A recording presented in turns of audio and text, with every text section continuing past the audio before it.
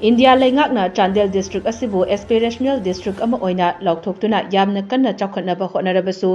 Pradhan Mantri Gram Sarak Yojana PMGSY gi makhada paikhatliba lambi thonggi fibamdi salak sare thabak amata sudana thabak loire haina paisa kaithokhibasu yaure hairi ngasi Chandel da pangthokpa paumi singa unaba amada Anal CSO singi apunba body amasu oiriba Anal Naga Tangpi ANT gi General Secretary TS Larni na phongdokhibada Chandel district asigi Anal gi area singda center amadi state lengakna paikhatliba thabak thoram singbu Anal Naga Tangpi ANT Chandel na yangsenba chacharuba matamda state amasung center na PMGSY gi makhada lambi semnaba location tawramba mafam marida thabak suramdaba thengnarakhi Rural Engineering Department gi Chief Engineer na lambi sing asi loishingani haibikibasu laikhrabani adubu scheme asigi makhada paikhatliba Lambungdagi Firal Khulen faubagi kilometer 15 sangba lambi asi thabak amata suramdana suba loishinkhre haina Chief Engineer da che thagatlambasu leire Chakpi Karongdagi Chalong Lamkhai faubagi part 1 amasung 2 asisu WBM khaktamak tharamlaga amadi meter chamri khaktang black topping toramlaga loishinkhre aduga Sugnu Tribal dagi Thongsi Village ki lambi asisu WBM khak tharamlaga hojik fauba sudana leire haiki Hiram Singh asigi matangda Anal Naga Tangpi ANT na hana mamangdasu Chief Engineer da lambi sing asigi oiriba fibam sing kanghankibasu laikre hairaduna athuba matamda lengaki mari leinaba singna mediang changbiyu amade lambi sing asi makatana loishinbiyu haiki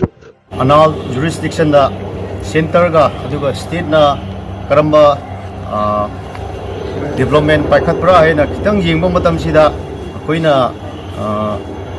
state aduga center na allocation tawramba PMGSY gi makhasida program mari se koina ujarame adobo koina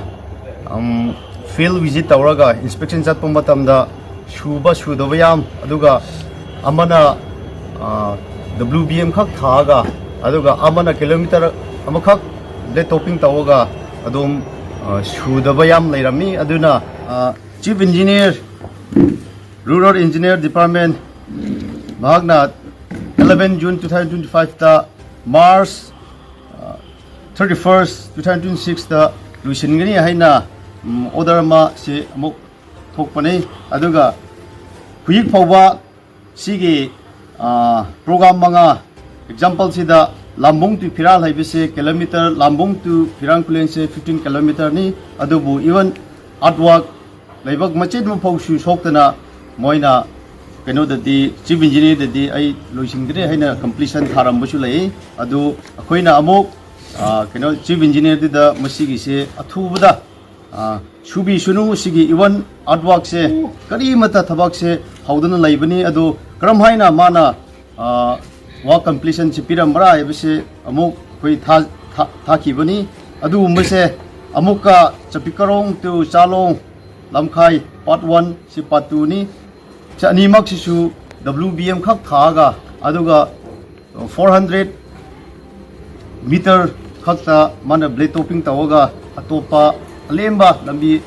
kilometer remaining kilometer se mahagna issue sudana hujik pau sudum leiri aduga Sugnu Tribal to Thongsi Village via Christian School and Moljoi Haibalambi sisu WBM khak thaga hujik masigi work se hujik pau sudana suk leibani aduna press conference ki phongthang se laujaraga athubada concern authority government sina sigi se lambi se